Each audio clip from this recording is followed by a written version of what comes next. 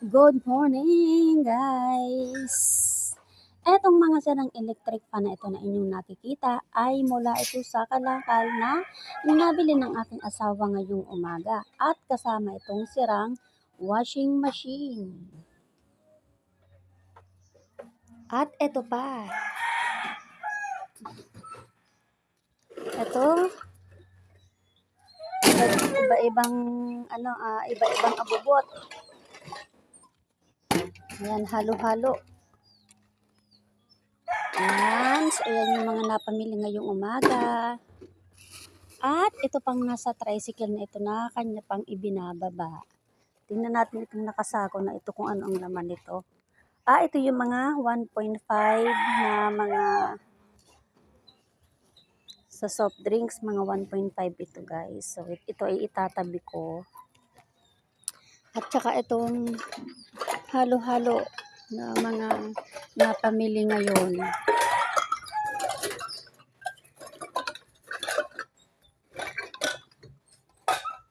So saglit lang siyang namili ngayong umaga kasi konti lang yung puhunan niya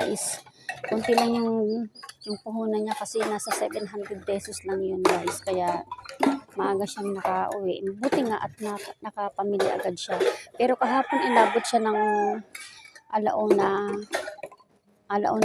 kahapon siya nakauwi kasi kakaunti yung napamili niya. Buti ngayon nakabawi-bawi siya ng napamili, madami-dami. So, maaga siya ngayon. Hindi katulad kahapon. So, ito yung mga kalakal na aayusin namin later. Yan. So, pagkatapos niyang ibaba lahat yan, mailapag niya lahat dito sa baba. Yan ay aayusin ko na din yan guys. Isasako ko na yan. Pagbubukod-bukodin ko na yan. And then, mamaya na hapon ay i-deliver namin yan pagkatapos na maayos. Kapag yan ay naisako na lahat. At punta naman tayo dito sa aking pwesto. Ay, wag na muna yan, dine. So habang ang asawa ko ay nangangalakal kaninang umaga, ako naman ay naghuhugas nitong mga bote na ito na naipon din namin sa mga kalakal. Ayan. So, ito pa. At ito na yung aking mga nahugasan. So, konti-konti pa lang din. Itong mga bote na ito, guys. Ayan. Ito ay mga nakolekta ko ito dito sa mga kapitbahay namin. Before Pasko, hanggang after Pasko, hanggang after New Year. So, dito lang ito galing sa mga kapitbahay ko na nakolekta ko itong mga bote ito na binili ko sa kanila ng piso ang isa. So, ngayong after New Year naman, so inunti-unti ko ng mga hugasan ito para maging pera na din ito pagka ito ay nahugasan kong lahat. Ayan. Sumagot yung aking mga manok. Oo daw. Ito pa pala. Meron pa pala dito. Ito ay mga sako. So, ito pa pala. Ayan pa pala. So, ito yung mga napamili pa lang na kahapon na kukunti. Yan. Ito lang guys yung napamili niya kahapon na kukunti lang to. At saka ito, kasama yung nandito na kukunti din ng mga bote. Ang tagal niya namili kahapon, tapos ito lang yung kanyang napamili ko, kunti lang. Mas madami-dami pa yung napamili niya ngayon. Ito. So, ayan.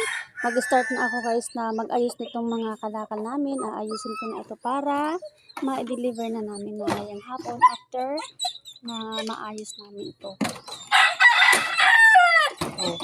Oo daw, sabi ng manok. Mag-ayos na daw ako. Ito ang pan-deliver namin ngayong January 8. So, ito ang napamili kaninang umaga na mga kalakal natin ito. Ito lang siya.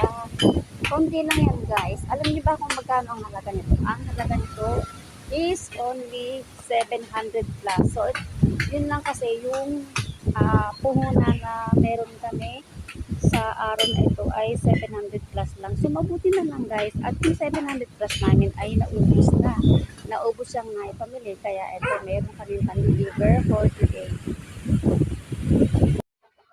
So ayan guys, naikarga ng lahat ang aming mga kalakal. So magdi-deliver na kami ngayon.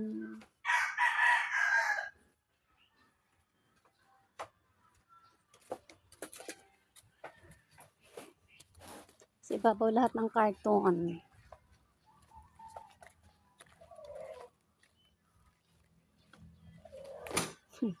Panay karton lang eh.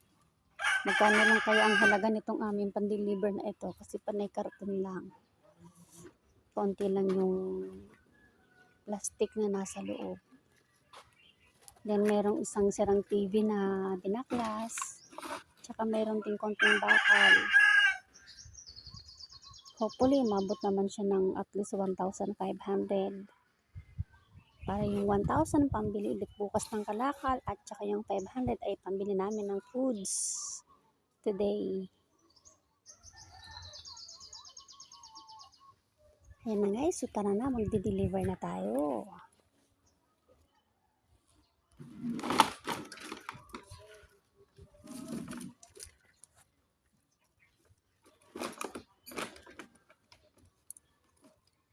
So ang oras natin ay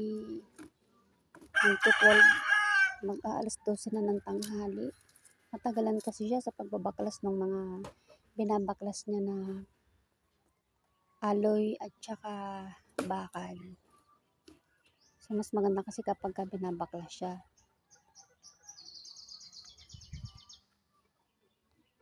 Okay, so that's it na.